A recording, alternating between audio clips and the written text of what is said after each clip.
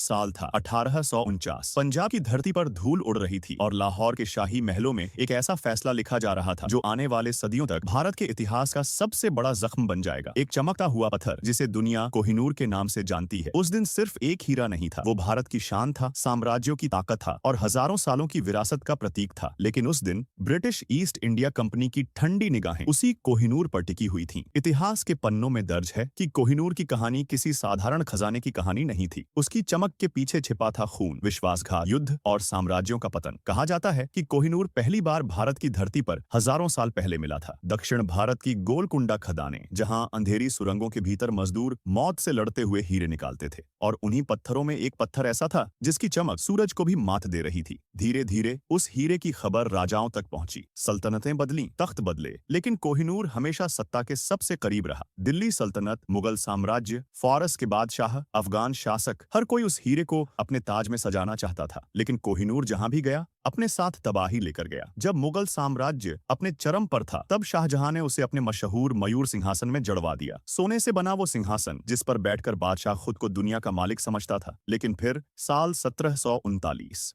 दिल्ली की गलियों में चीखें गूंज रही थीं। फारस का क्रूर शासक नादिर शाह तलवारों और आग के साथ हिंदुस्तान पर टूट पड़ा था। लाल किला कांप रहा था, खजाने लूटे जा रहे थे, और उसी लूट के बीच नादिर शाह की नजर उस चमकते हुए हीरे पर पड़ी। कहा जाता है कि जैसे ही उसने उसे हाथ में लिया, उसके मुंह से निकला कोह-ए-नूर यानी रोशनी का पहाड़, और वहीं से उस हीरे का नाम हमेशा के लिए कोहिनूर बन गया। लेकिन कहानी यहीं खत्म नहीं होती। नादिर शाह की हत्या हो गई। फिर कोहिनूर अफगान शासकों के हाथों में पहुंचा। सत्ता के लिए खून बहता रहा। भाइयों ने भाइयों को मारा, राजाओं ने अपने ही लोगों से विश्वासघात किया। ऐसा लगने लगा था मानो कोहिनूर अपने मालिकों के लिए शाप बन चुका हो। फिर इतिहास ने करवट ली। पंजाब में उभर रहा था एक नया साम्राज्य, सिख साम्राज्य, और उसके शेर थे महाराजा रणजीत सिंह। रणजीत सिंह ने अफगानों से कोहिनूर हासिल किया। लाहौर दरबार में जब पहली बार वो हीरा पेश किया गया तो पूरा महल उसकी चमक से जगमगा उठा। उस समय कोहिनूर सिर्फ एक खजाना नहीं था, वो पूरे भारत की ताकत का प्रतीक बन चुका था। लेकिन अंग्रेज सब देख रहे थे। ईस्ट इंडिया कंपनी धीरे धीरे पूरे भारत को निगल रही थी, और अब उनकी नजर पंजाब पर थी। साल 1839 महाराजा रणजीत सिंह की मौत हो गई, और फिर सिख साम्राज्य अंदर से टूटने लगा। साजिशें, हत्या, गद्दारी, लाहौर का दरबार खून से भर गया। अंग्रेजों को वही मौका चाहिए था। 2 बड़े युद्ध हुए, तोपें गरजी, मैदान लाशों से भर गए, और आखिरकार सिख साम्राज्य हार गया। लाहौर की संधि लिखी गई, एक ऐसा कागज जिसने भारत की सबसे कीमती विरासत छीन ली। उस संधि में एक लाइन थी जिसने इतिहास बदल दिया। कोहिनूर हीरा ब्रिटेन की महारानी को सौंपा जाएगा। उस समय पंजाब का राजा था एक छोटा बच्चा, महाराजा दलीप सिंह। इतिहास के सबसे दर्दनाक दृश्यों में से एक, जब एक मासूम बच्चे से उसकी विरासत छीन ली गई। कहा जाता है कि दलीप सिंह की आंखों में डर था, लेकिन अंग्रेज अफसरों के चेहरों पर जीत की मुस्कान। कोहिनूर को एक जहाज में रखा गया। समंदर की लहरों के बीच भारत की शान धीरे धीरे भारत से दूर जा रही थी। और फिर ब्रिटेन, लंदन की सड़कों पर भीड़ जमा थी। लोग उस रहस्यमयी भारतीय हीरे को देखने के लिए पागल थे। लेकिन एक अजीब बात हुई। जब कोहिनूर को पहली बार लोगों के सामने रखा गया तो कई लोग उसकी चमक देखकर निराश हो गए। अंग्रेजों ने फैसला किया कि उसे दोबारा काटा जाएगा। सैकड़ों साल पुराना भारतीय कट तोड़ दिया गया, और फिर कोहिनूर हमेशा के लिए बदल गया। उसका आकार छोटा हो गया, लेकिन उसकी कहानी और भी बड़ी। धीरे धीरे वो ब्रिटिश राजशाही का हिस्सा बन गया। रानियों के ताज में सजाया जाने लगा। लेकिन भारत में उसकी याद एक घाव बन चुकी थी। आज भी जब कोहिनूर का नाम लिया जाता है तो सिर्फ एक हीरे की बात नहीं होती, बात होती है उस दौर की जब भारत की दौलत जहाजों में भरकर ले जाई जा रही थी। बात होती है उस दर्द की जब एक सभ्यता की पहचान उससे छीन ली गई। और सबसे बड़ा सवाल आज भी वही है, क्या कोहिनूर कभी वापस आएगा? ब्रिटेन कहता है वो कानूनी तौर पर लिया गया था, भारत कहता है वो लूट था।